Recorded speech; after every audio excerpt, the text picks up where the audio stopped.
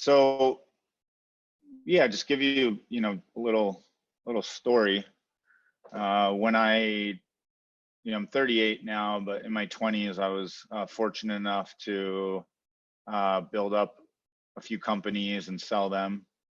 And really, just bootstrapped, like just, it took about 4 or 5 years to really get the hockey stick going. And we were in our early 20s. But, I got to this point of like, okay, I made it, in quotes, what I really care about, right? And what's meaningful to me. And I ended up getting to this point of really clarity for myself, which I'm going to share as concepts in this deck. And I wasn't sure exactly who asked that last question, but it was a good question, right? And the focus today is just to get a relationship to your relationship to passion and purpose, right? I'm going to share things that feel true for me, but they don't need to be true for you. But the key is really to get a relationship to your passion. So that's what this is about here. Great, that was Sam Matthew. Same question. Okay, great. So my purpose is creating emotional alignment for everyone to transform ourselves, our businesses, and the planet. That's what my focus on is in life. And I'm really happy to have it pared down into one sentence like this. It really embodies everything that I want. And I might even, take emotional out of there and just saying creating alignment. For me, it's like the more I can pare it down, the better. But that word brings some clarity, I think, to people, that may be approaching alignment for the first time. And really creating social impact companies. And there's a lot of conversation and measurement around what a social impact company is. I look at it as really these three things. Founders and team love themselves and feel good. The product is good for the customer, and the product's good for the planet. And these two slides really embody what my purpose is. And it's, taken some time to get clear on it. But now it's just like, a fish in water, essentially. It's just kind of clear, and I get to enjoy it and focus within those things. And with the methodology that we've created, which I'll share more with you, it's we really say, hey, come give us your biggest challenges, give us your biggest opportunities. I'm not saying that we have the answer. What I am saying is, through getting into the inquiry, you will get closer and closer and make progress towards your relationship to the direction that you should go, right? And essentially the way that we do that is giving access to emotional intelligence for peak performance and establishing alignment. So creating alignment in your team's feelings, beliefs, vision, and action for an elevated culture of wellness, clear communication, and optimal performance. And we really dive into this with CEOs and their teams, where we go, okay, so you're raising money, or you want to ramp up sales and marketing, or you just want to communicate better. You want people to feel more balanced with time. Let's jump in and figure out what are our feelings, beliefs, vision, and action in this area. And then once we do that, we synthesize the vision through automation. And we do that on using software systems and for enjoyment, efficiency, and results. And this is not like something groundbreaking that we've invented or I've invented, but what we're wonderful at is adoption of systems. And oftentimes, companies will say, well, we haven't been able to get people to adopt, or we don't have time to stop and create the systems and all these things. And the alignment part is really what makes that difference and enables you to build a relationship to it. And so in the context of purpose and passion, it's like, if you haven't been able to really align into your passion, that exploring your relationship to it and then creating the systems that help you achieve it, which is with, you know, KPI dashboards, creating transparency and awareness to achieve company goals. So the tool that we've created, and we'll work in a bit today, is this alignment tool. And, you know, one of the things about my relationship to business is I'm like a woo-woo spiritual pragmatist, operational ninja. So I believe in spirituality. I believe in the law of attraction, vibrational universes, you know, quantum realm, all that stuff. And I'm super focused in systems at the same time. And so what we do here is go, okay, well, let me take the vibration I want to have and put it on the left. Let me take the vibration I don't want to have, that I want to let go of, that I may be resisting, that I may be focusing on, that's taking me away from my center. And then from that place, I have my dream vision, and I can create aligned actions and actually courageously inspire people. And we focus within these 12 areas of life. So relationships, spirituality, body movement, and these 12 areas of business: hiring and retention, company purpose and values, financing, investment, time creation, and really apply those into the tool. So now take a moment to check in with yourself. And what is your current relationship to passion? What does passion mean to you? How does it make you feel? And what is your passion? And just feel free to answer any of those in the chat. I'd love to, you know, just hear from you in the chat, so we can address some of those things. But like, is passion like this, you know, are you, when you think of passion, are you like a dog that's excited when its owner comes home, or when it, you know, its owner says, let's go for a walk? Or are you like, you know, that was the one that got away, that was that partner that I never went up to talk to start something, or I messed it up, right? And I really want you to just get clear on, you know, starting getting clear on your relationship. So Gino says that his passion is his wife and kids.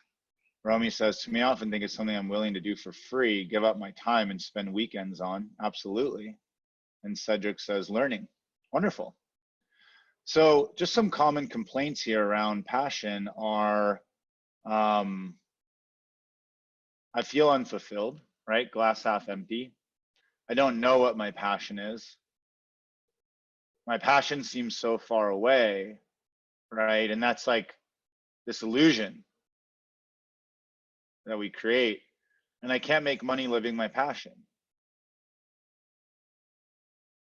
So Gusine says, passion is my butterfly feeling inside Pat. And then Omer says, passion is my dream, to dream and live it. Passion is power that comes from focusing on what excites you. Yeah, you guys are on it. You should be leading this, actually. I'm glad we're co-creating it together. Just write like 1, 2, 3, or 4 of any of these common complaints you have, or like something that you might, you know, currently have, and that's in the way, right? Because bringing awareness to that is really key. So one of my favorite quotes, and I think I made it up, you know, I searched Google and I haven't found anyone else, you know, with this quote. You know, but we're all these thought leaders, right? That we post quotes and we'll just put our name under them. But this one I think I actually created. It's, living the dream is feeling good on the way to living your dreams. And what that means is, if I can feel the way I want to feel when I would have my dreams, then I've won, right? Because anything we want is how we're going to feel in having it. So if I can just feel good, then I've made it. And then I'm actually consider that your dreams will come sooner because you're in vibrational alignment with them. You're feeling and believing and acting in the way that you'd have them. And you know, here's a concept for you around your how things get created. So firstly, it's like really getting in touch with how you feel. Secondly is, you know, what am I believing based on those feelings? And then what vision I created, what possibilities am I creating, and what are my actions, right? And you know, just think about it. Firstly, how often do we really get in touch with how we're feeling? How often do we stop and name how we're feeling, which we will today? And how is our vision and actions painted by our beliefs? Like if we think, okay, I have those beliefs of like, I can't make money living my passion. So that's going to paint our vision. It's definitely going to paint our actions because we're going to just not fulfill on what we care about, what we want to do. And so really getting in touch with those feelings you want of compassion, love, freedom, peacefulness, awareness, excitement, and really getting that going. So, and then also like, what do I want to let go of, right? And getting in touch with those feelings of frustration or stress or unworthiness, you know, constraint, insecurity, anger, and just getting in touch with that and knowing, you know, the impact that that has when you hold it in, when you don't share it, and actually seeing the reflection in these heart pattern rhythms. When you're in, this is from the Heart Math Institute, when you're in appreciation, you're in this even keeled heart pattern. When you're frustrated, you're not.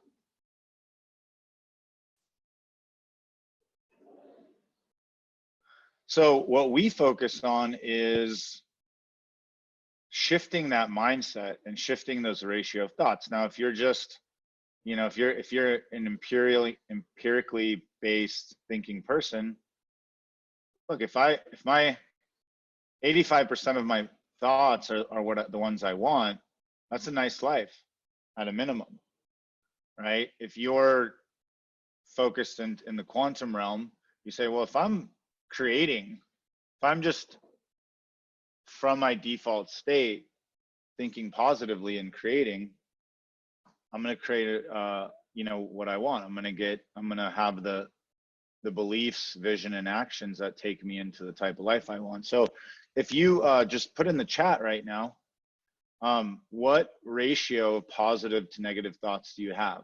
And just write like, you know, 60/30, or, you know, 40, or, you know, 30/70. So the ratio of positive to negative thoughts, or, you know, desired to undesired. Carly's at 90%, Shami is at 70/30, 70/30, 80/20. Wonderful. We got creators here. I love it. Good. And so just knowing that, you know, the reason I'm bringing this to your awareness is if you're at 80, what does 82 look like?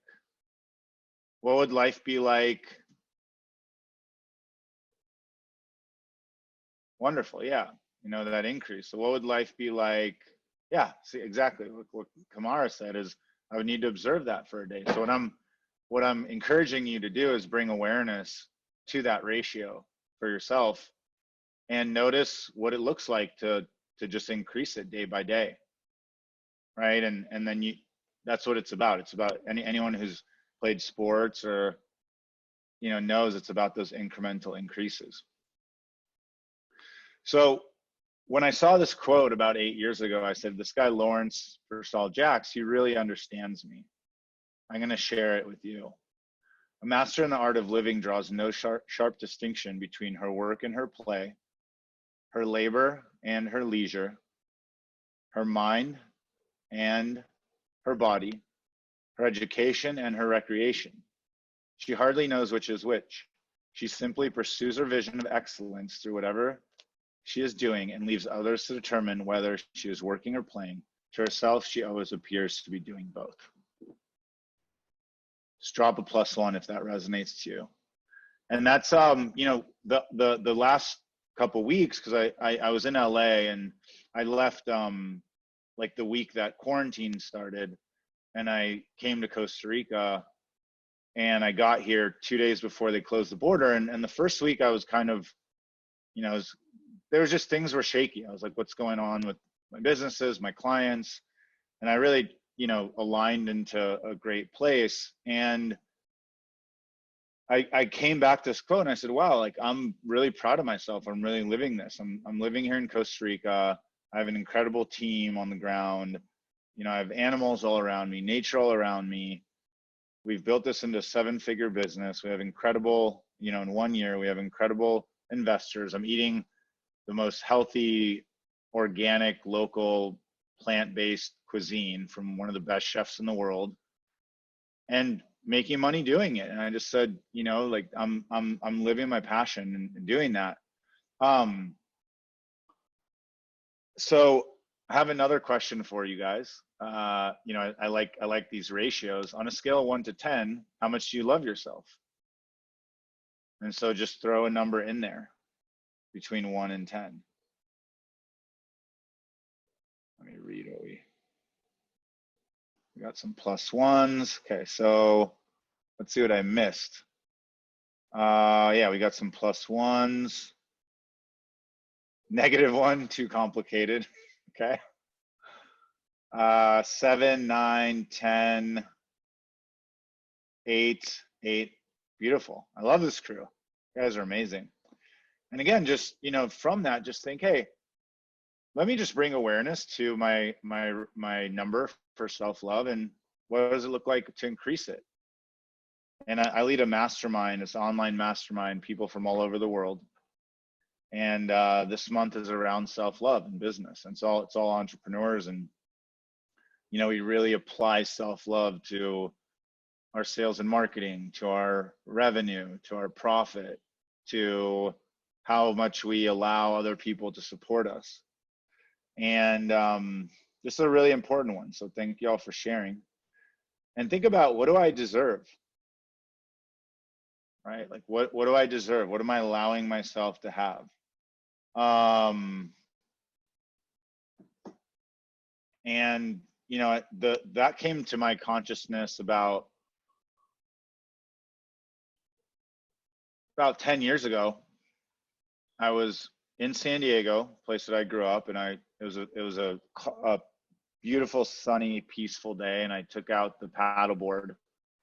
I'm a surfer, but when there's no waves, I was paddleboarding, and I came back and I was there with my friend, and she's this, incredible artist, and she's beautiful and just super cool. And I'm laying there in the sun, and she says, "Can I massage your feet?"